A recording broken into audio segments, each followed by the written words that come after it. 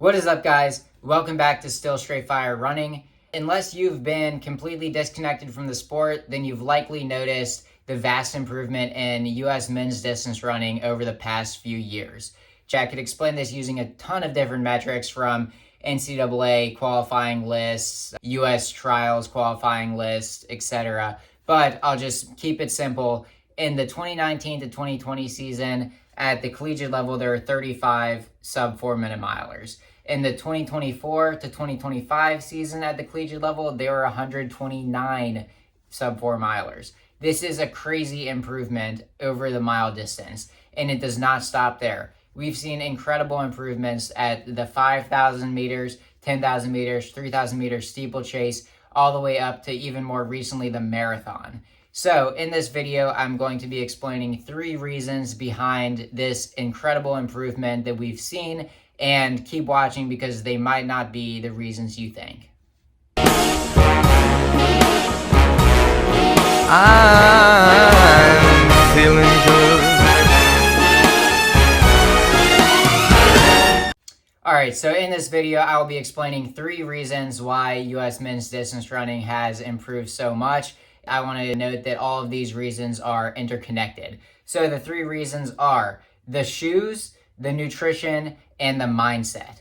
And so in this upcoming video, I'm going to be explaining each of those 3 topics, as well as explaining how they're all connected. All right, so first up, we have the increase in shoe technology. We've all known the benefits of these incredible shoes. The first ones produced were claimed to make you 4% faster. So if collegiate runners, if you take them and you put these shoes on their feet, and they run 4% faster, that's going to be incredible on its own. But that is not the reason for these vast improvements that we've seen. That's had a big improvement in the 2019 to 2020 season when we first started seeing these super shoes hit the tracks and the roads. But the side effects of these shoes that comes with being able to train in them is where we've seen these huge jumps in performances over the past few years. Yes, if you put on a shoe that Roger Bannister wore when he first broke the 4-minute mile, you're not going to be able to run as fast as you do in a Nike Dragonfly that people are now breaking the 4-minute mile in. But it is not the racing in these shoes that is making such drastic changes in the overall times, but is rather the training in these shoes. So these shoes started hitting the marketplace around my freshman year in college, and the immediate results were huge. We went from racing in Nike Matumbos, which is a tiny plated shoe on the bottom, super uncomfortable, to running in these plush Dragonflies made with this special Piba foam that had a full-length carbon fiber plate. It felt like you were running with springs in your shoes. It was absolutely incredible. We thought that just putting on these shoes for races was going to cause us to drop seconds, even tens of seconds in different competitions. What we didn't account for was that training in these shoes would be the main reason for a vast improvement in our times. So, if you slap on these special shoes just on race day, will you get a benefit compared to racing in other shoes?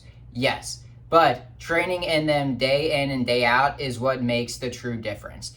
This new Piba foam allows runners to train at higher mileage, at faster paces, and to recover faster. So essentially you're getting more training and you're recovering from that training faster. In my freshman year of college, we could only do about 2 workouts a week because if you went over that limit, then your body just couldn't recover, your legs would be sore, or you'd get injured. Now, with the new increases in technology, people are able to work out 4 to 5 times a week. When you stack that over years and years and years, the results are exponentially higher. This brings me to my next reason for why runners are improving at such drastic levels across every distance event, and it is the improvements in fueling. We used to see runners go out and they might have a little snack before a morning practice. Maybe they just wake up, get out of bed, have a cup of coffee and go, if they even had anything. Now, this does not happen. We've seen insane improvements in the technology that revolves around nutrition. Runners are able to eat up to 120 plus grams of carbs per hour while training and not experience any GI distress. So they're able to get more out of their training. They're able to push themselves harder and recover faster, just like we've seen with the shoes. In addition to being able to fuel more during their runs, athletes have shifted their mindset around fueling. We used to see athletes focused only on getting lighter. The overarching belief in the sport was lighter equals faster.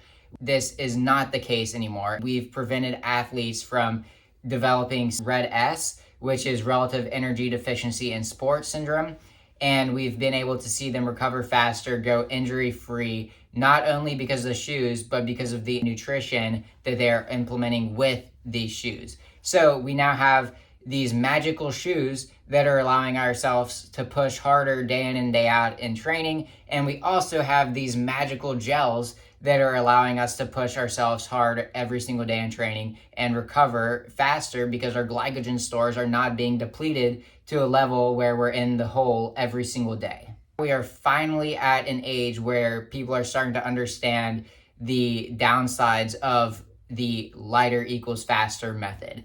We have been able to understand that you need to be at a healthier body weight or your body won't be able to handle the increase in mileage, no matter how good these shoes are.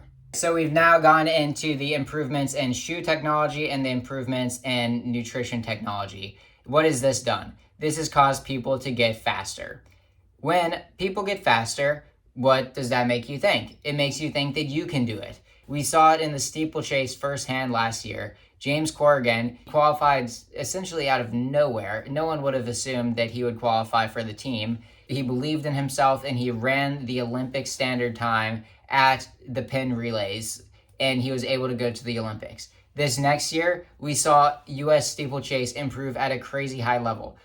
Athletes were able to see that this collegian came from essentially nowhere and was able to qualify and make an Olympic team, and they started believing in themselves more, believing that they could do it. And as we've seen now, 2 different people from last year's team on the steeplechase have now made this year's team. When people believe that they can do something, they are much more likely to actually get it done. All right, guys, thank you so much for watching this video and making it to the very end. Really appreciate all of you, and I hope you learned something from this video. Now, if there are 3 takeaways I would like to get y'all to have from this video, it's that, yes, the shoes are incredible, but they're not the only reason for success. You can run with a stack of foam 4 inches thick that's the best foam on the market, but if you're not fueling your body, you're still not going to be able to recover from it. It is the combination of the shoes and the increased nutrition that is allowing these athletes to train harder day in and day out and improve at such high levels. Also, this mindset. We are in an age of the sport that we've never seen before. People are going all into the sport in a way that they've never done before, and that is how the U.S. is going to continue to progress at the world stage.